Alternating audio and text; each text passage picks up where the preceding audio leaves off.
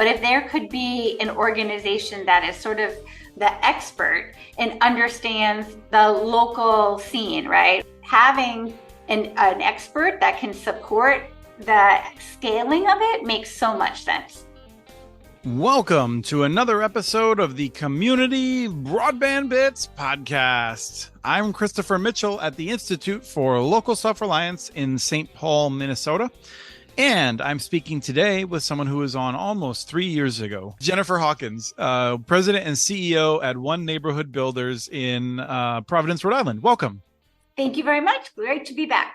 And I've been really curious how things are going, and I'm excited to get caught up on what you're doing. But the first thing I'd just like to clarify for folks is what One Neighborhood Builders is. So what do you do? We are a nonprofit organization that's based, as you said, in Providence, Rhode Island, actually work across the state of Rhode Island to improve lives through housing and connecting community. So what that really means is that we seek to address the affordable housing crisis, which has become so much more acute in the last few years through developing and preserving affordable housing. And then we also convene neighbors and like-minded organizations to work to address health disparities and barriers to economic mobility in Providence. And then thirdly, we use our experience in doing that work of being a backbone for a place-based initiative and developing and managing affordable housing to improve policies and lead to systems change. So that's our full circle work to accomplish our mission. One of the things that I think I understand about what you do and I love is that I feel like you are very focused on structural change. There's a lot of people out there who are trying to do good, who I wonder, in 10 years, what will they have accomplished? You invest in places, you build them up, you make sure that they're there for the long term. And I feel like I hope that your work in broadband is a part of that also, this long-term strategic thinking. Yeah, thank you. That is always our effort to have more durable change. And our work in broadband, I think, is an example of not only doing a proof of concept here in the Olneyville neighborhood of Providence, but also pushing on the system and trying to pave the way for entities in the state and at the municipal level to really address the digital divide and the equity gap related to broadband. And I think one of the things that we won't have time to talk about, I'm guessing, because there's so much I want to ask you about, is that you are hearing from lots of other folks who are watching what you're doing and they're trying to copy that. So that is a good sign. You mentioned Olneyville. This is where you're focused for the broadband work. This is an area of high poverty, a lot of immigrant communities, and a particular lack of access to health information and access, healthcare access. That's correct. Yes, exactly. So, Providence is a pretty small place. It's about 190,000 people, and it has 25 distinct neighborhoods. Mm-hmm. And so Olneyville is one of those 25 neighborhoods. It has about 3,500 residents, and it's quite small. It's very densely populated. And it also had the lowest in-home rate of internet in Providence and really pretty much across the entire state of Rhode Island. It also, I should say, was the area that was hardest hit by COVID infections and fatalities, had the greatest number of any zip code in the state. There was a lot of things kind of coming together around 2020. And in 2020, we spoke toward the end of 2020 about how you were getting involved to try to help change those facts on the ground. That was episode 453. I just looked it up really quick for people that want to go back. I would recommend listening to that first because we're not going to repeat ourselves very much. But you built a whole network, and I just pulled the stats from your report, which we have a link to in the show notes. A great case study of what you've done. In the case study, it noted that at that time you had installed 2 hubs, 12 access points, more than 24 transmitters to provide free Wi-Fi internet access along major arterials in the community. What am I missing when I just throw numbers out there to people? What were you looking to accomplish with the network? We were really just trying to be able to address the fact that, families didn't have access to reliable high-speed internet so that their kids could learn from home, or the parents could work from home, or they could do telehealth, etc. So, I think underneath those numbers is just this kind of real core idea of there was real inequity that families here in this neighborhood were seeing. And so, we didn't set out to be an internet service provider. That's ultimately what we have become. And now we're trying to actually figure out an exit strategy for that. But that's ultimately what happened. And we've expanded those access points.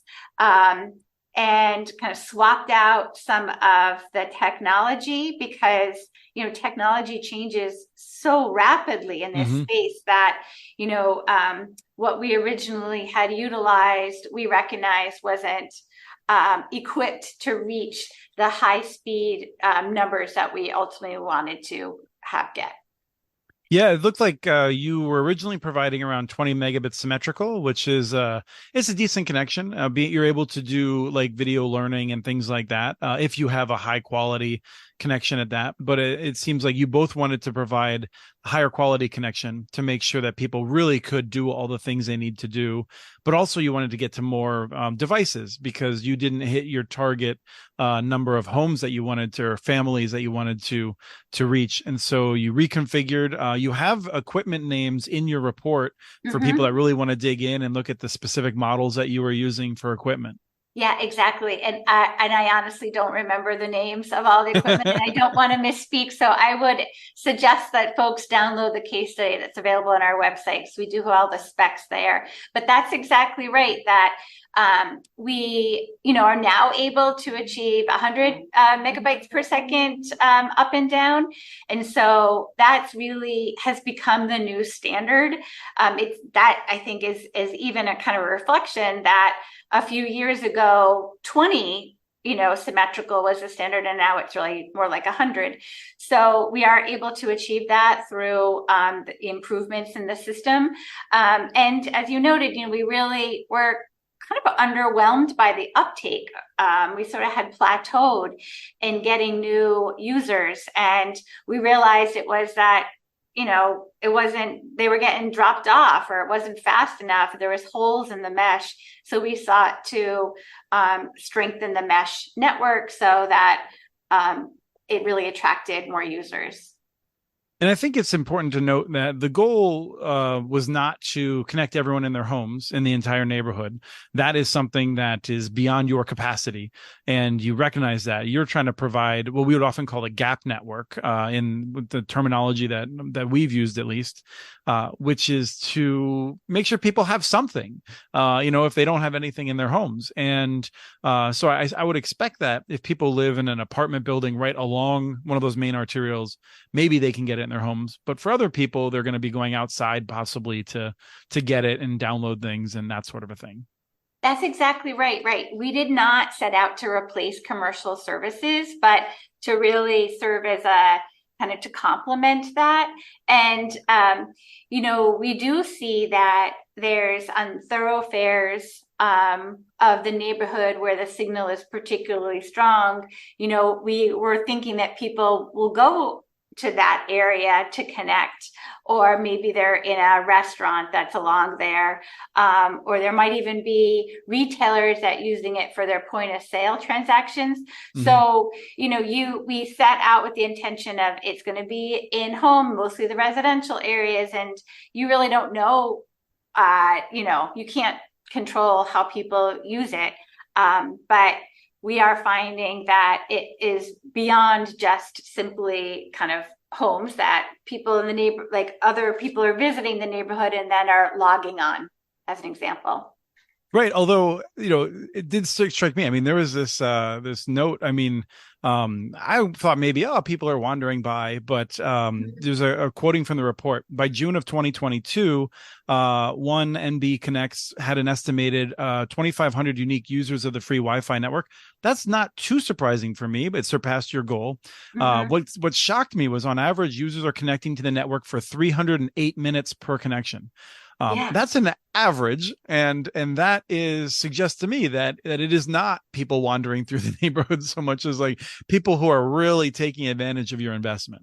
Exactly. Yes. And that they, but for this, they wouldn't have an alternative too, right? Yes. And yeah, we saw that this past August had our greatest increase in unique users. So we had 24 more people in the month of August 2023 join on than before. So, every month we check new users. And so for whatever reason, there was a really significant uptick in that month. And we definitely do see that summer has the highest usage, which you could also say, kids are home from school, that could contribute to it. People are around more. But yeah, it is definitely has been interesting to track the data. We also, see that you can see whether someone is logging on via their phone or desktop. And you would also kind of conclude that it's in-home users as opposed to transient users based on the desktop sessions. And so we had in year to date in 2023. So I think the data was pulled back in the end of August. We had 8,700 desktop sessions. So there's obviously some duplication there, but there's a lot of people using it from their home devices. And by desktop, would that also include laptops? Yeah, exactly. Yep. Just not a phone or a mobile device, right? Right. Yep. Okay. Now I want to talk briefly about costs, because I do feel like, a lot of people who are really focused on this, they might say, well, why don't you just connect everyone? I'm guessing that would cost more than 10 times what you expended. Yeah. You noted that you started this with a wealthy donor a donor who is generous, I should say. I have no idea if the person is wealthy. They were willing to do $100,000, and you said, we could build a network for that. And this is a network that includes a number of wireless hubs, transmitters, access points, 2 fiber optic runs to connect them. And I remember when we talked, you had realized it would cost about twice that. In the report that came out last year, it noted that the capital costs had been almost $500,000 in capital costs, another $100,000 in operating expenses. And I don't think it incorporated your time, but you've done a lot of advocacy around it, and also raising the funds and making sure that it was useful. You hired 2 interns to help with outreach and things like that. And so I think people should appreciate that, it is expensive to build an effective GAP network, but the cost of building out to all of Olneyville, I mean, I don't know offhand, but I would assume it's on the order of like more than $5 million, approaching $10 million to get everyone connected. And you don't have that kind of funds. Right. No, that's exactly right. And because we really didn't know what we didn't know in the beginning, we had wildly underestimated the costs associated with this, which I think I had, mentioned before, that it was a good thing, because I think it was, if we had recognized that, it probably would have been too daunting and we wouldn't had started. But once we sort of made that commitment and were going along and the price tag raised, we just said, okay, well, we need to raise more money. So yes, as the report noted, ultimately the capital costs were about $475, a little, shy of $500,000. And then our annual costs are about $65,000 a year. We were able to sort of streamline that. So that's the annual cost. And that is no staff time. That is just what we pay for our providers and all the service contracts associated with the broadband. But if you add in my time and my team's time that works on it, that would be certainly much, much more. But, it is a kind of an interesting question. Like, what is the full cost for covering the entire neighborhood? Our mesh network covers about 2/3 of the neighborhood, but probably only of that 2/3 area that is covered, probably only half of that or 2/3 of that area is really, really high quality. Kind of at the heat map will indicate as you move further away from the access points, the broadband diminishes in quality. But think about that. That is $65,000 for, say, half the neighborhood on an annual basis, and $500,000 original investment. So it's probably not $5 million. I think that's way more than it was. Well, to do fiber to the home. I mean, to do fiber to the home, I think it might. Yeah, if you were going to really say we're going to build a permanent, solution.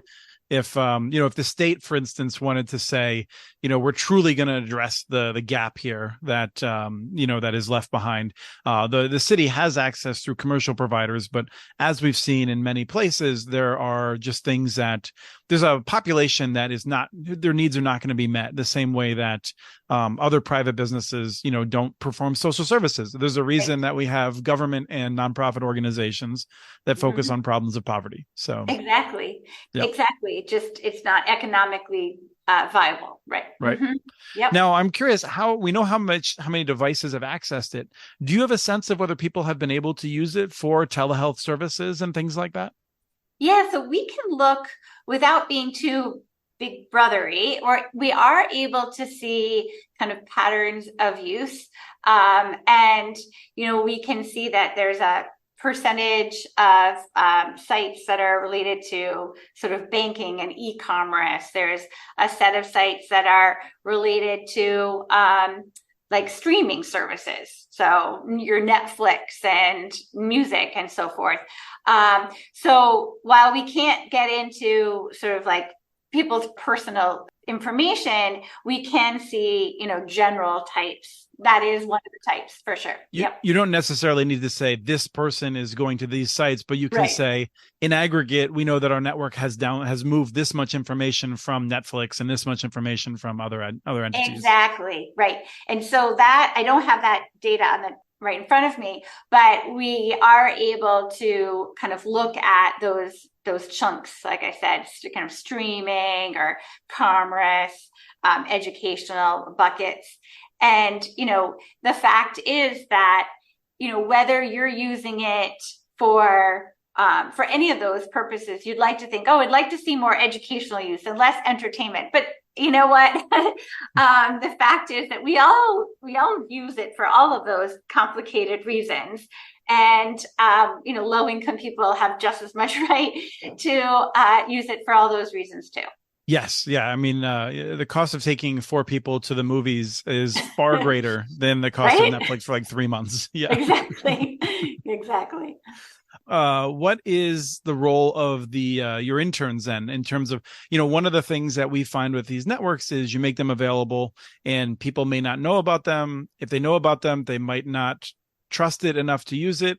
Even if they want to use it, they might not really know how to get on it for the first time. So what have you had to do to help make sure people can take advantage of it? With our 2 interns, and then subsequently, we actually worked with this brilliant woman who is kind of steeped in continuous quality improvement and how you make kind of very micro changes to nudge kind of changes in behavior, sort of really a human-centered design focus.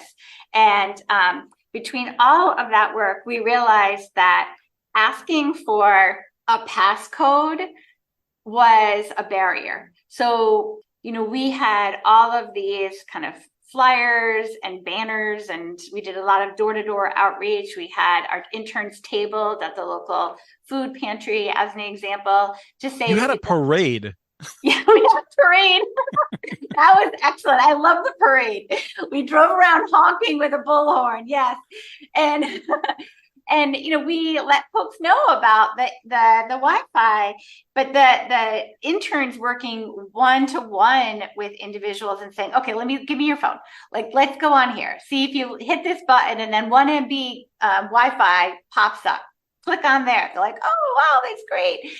So literally just kind of real hand-holding process was effective.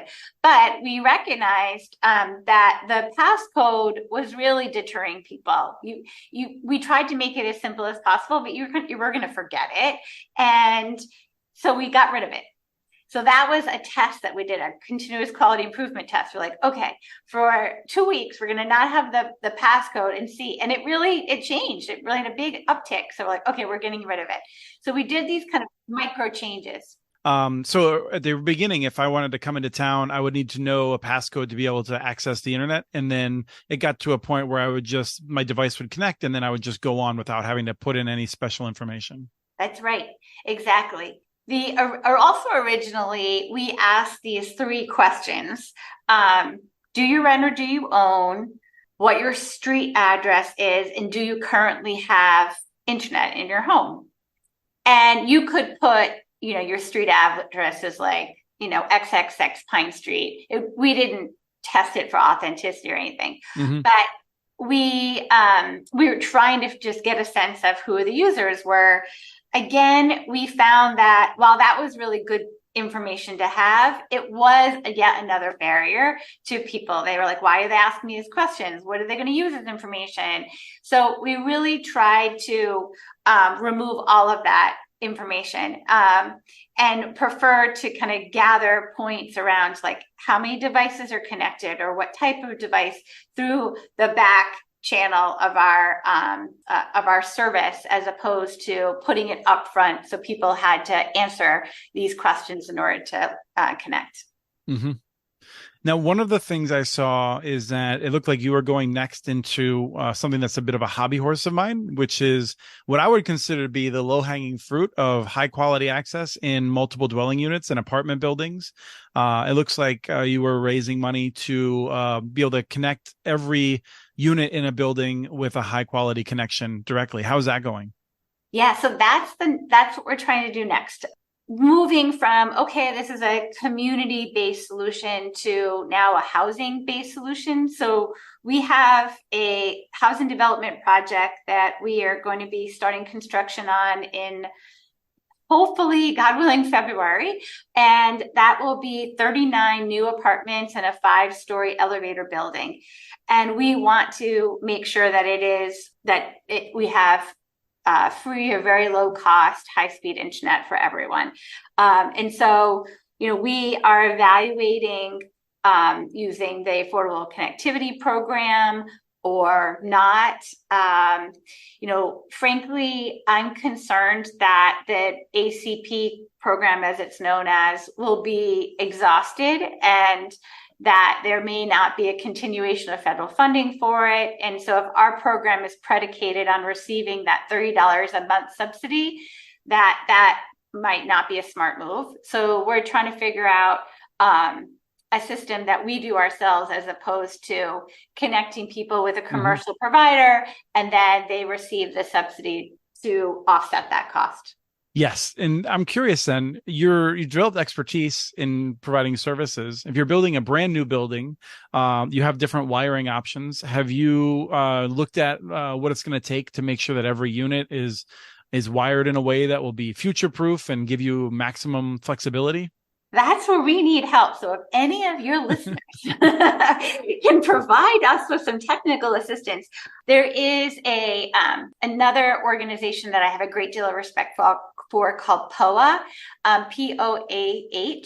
It's Preservation of Affordable Housing, but they're known by their acronym. And we've been speaking with them because they have also made a sort of similar commitment to ensuring digital access in their buildings. So we're kind of trading advice to one another. But I think that this is the next step is how do we kind of build it, and it just becomes almost like a design spec, right? We have this type of double hung windows, and we have this type of oven, and we have this type of broadband, so that we can just sort of rinse and lather and repeat at all of our developments, with the understanding that technology changes all the time too. So yes. So I will say that anyone who's listening to this show is capable of finding One Network Builders, and you. I'm also very happy to connect people to you. I will say that I would recommend nothing less than Cat6 cabling or potentially fiber optic to the unit. I think you'll find different people have different preferences, and I'd be happy to. I will try to dig out some of the consensus opinion and share that with you. But the other thing is, I think people will be suggesting some conduit to be able to, if in 15 years you want to add something else to be able to lower those costs.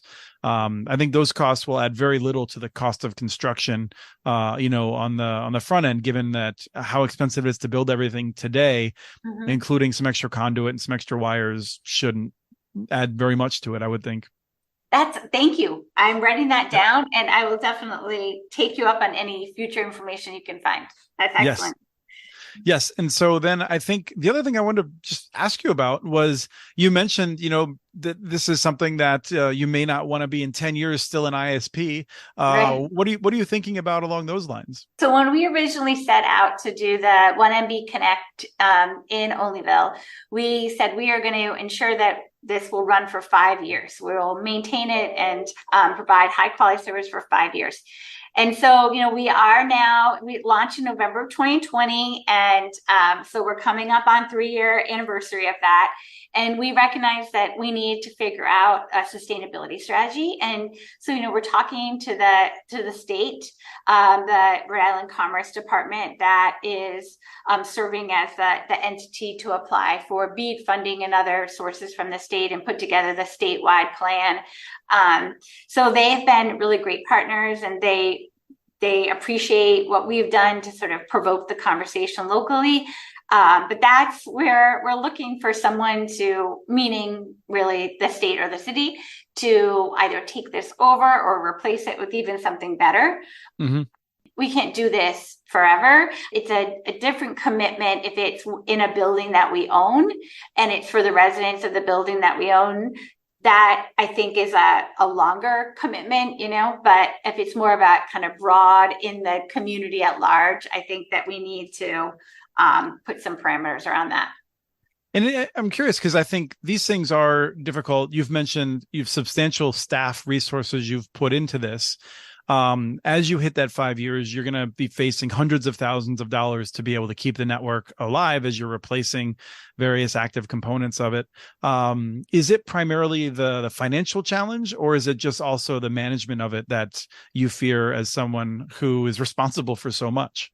Definitely both. I mean, yes, there is a financial consideration, but, having just completed our new kind of strategy to guide us for the next 5 years, I am committing myself to becoming better at saying no, not just so good at saying yes.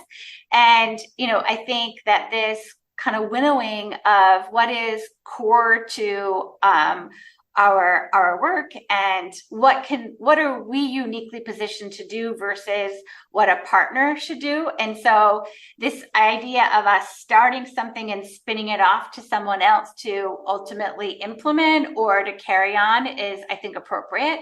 That is the same example that we did with an after school program at our local elementary school. We've been operating that for 5 years, and we've now just found a partner to take over operating that for us at the end of June. So similar sort of idea, like how do we be an instigator for good work? It is not surprising to hear you say this. I think this is a really important conversation. We've talked with people in other cities who want to be where you're at, but I also think the reality of the financial and the staff commitment is significant. I feel like we have to have an organization like yours that launches it because of the trust you have within the community and a knowledge, I think, of the community and how to interact. Mm-hmm. At the same time, I do feel like ultimately what we'd like to have is some sort of nonprofit organization rooted in the community who would be specialized in this. And ideally, frankly, we'd see city and state support for it because of, as we talked about, this is a service that deals with poverty. And so that's the sort of thing that I have no idea if there's room for that in Providence. But to me, that seems like an ideal situation would be some entity that is focused on connectivity that would be there for the longer term? I think you're completely right, Chris. It quickly becomes incredibly complex and technical. And for a whole bunch of organizations that are working in different geographies or with different populations, that they all have to bone up on this, it seems really inefficient.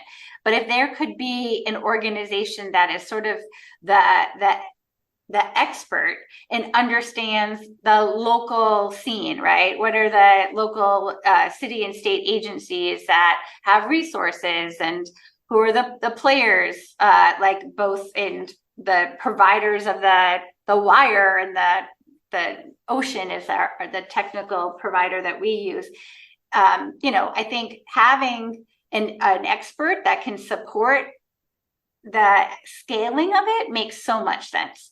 And then you can partner with organizations like One Neighborhood Builders to get it going, but that there is an entity that kind of outlives the one-off projects. That would be really great. Why don't you come to Rhode Island and start that up? I would enjoy that. I've enjoyed the multiple times I've been in Rhode Island, but I'm committed to being snowed on more often than you get. This has been wonderful. I really appreciate your time, and I really, like I said, that case study that you produced, your organization did, is chock full of great information. I hope people will check that out. And I look forward to checking in again to seeing how things are going with expansion. Please do. I would really enjoy this conversation. Thanks so much for your interest in our work. Yeah, thank you. We have transcripts for this and other podcasts available at muninetworks.org/broadbandbits. Email us at podcast@muninetworks.org with your ideas for the show. Follow Chris on Twitter. His handle is @CommunityNets. Follow muninetworks.org stories on Twitter. The handle's @muninetworks. Subscribe to this and other podcasts from ILSR, including Building Local Power, Local Energy Rules, and the Composting for Community podcast. You can access them anywhere you get your podcasts. You can catch the latest important research from all of our initiatives if you subscribe to our monthly newsletter at ilsr.org. While you're there, please take a moment to donate. Your support in any amount keeps us going. Thank you to Arnie Hughesby for the song Warm Duck Shuffle, licensed through Creative Commons. This was the Community Broadband Bits podcast. Thanks for listening.